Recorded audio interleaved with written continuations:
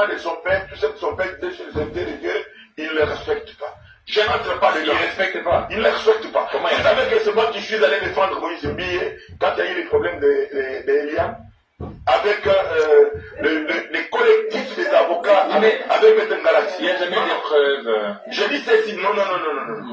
Il y avait beaucoup de preuves. Il avait fui, il était en Europe. Il ne voulait pas revenir ici. C'est les gens Sony qui l'a demandé de revenir avec un message précis. Les collectifs des avocats, dirigés par le maître Ngalassi, aujourd'hui apôtre Ngalassi, ont demandé à l'Église de se prononcer. Et moi, inspecteur général à ce moment, je suis venu, j'ai demandé à ces avocats, arrêtez avec cette affaire, laissez-nous notre fils. Et j'ai demandé aux parents d'Eliane, et j'ai demandé à Eliane d'arrêter et de nous donner notre fils. Je ne vais pas rentrer dans les histoires de Moïse. S'il y a quelque chose, dis-lui qu'il me voit et qu'il cesse de se prononcer sur les histoires et qu'il ne connaît pas. Il ne connaît rien de tout ce qu'il est en train de dire. Comment il ne connaît rien? Oui, même les histoires de frères dont vous êtes en train de parler, il ne connaît pas. Il ne connaît pas. Il prêche ce qu'il connaît. Mais quand lui, Est-ce que vous ne pouvez pas avancer, pasteur?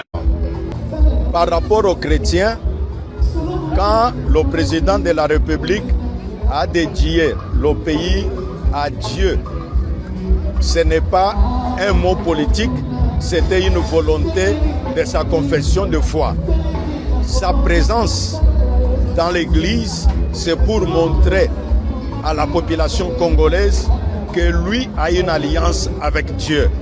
Et maintenant, à nous le peuple, par rapport à la nation, nous devons savoir en quelle période nous vivons. L'année passée, c'était le bruit de guerre et consorts, mais maintenant là, nous avons les accords avec les États-Unis. C'est le moment du développement. Or, avec la constitution actuelle, ça va poser énormément de problèmes. C'est pourquoi notre demande est que le peuple de Dieu en République démocratique du Congo comprenne le temps que nous vivons. Alors avec ce temps, les réformes constitutionnelles annoncées ont besoin d'abord du peuple de Dieu, parce que ce sont eux qui disent à Dieu de faire quelque chose pour le pays.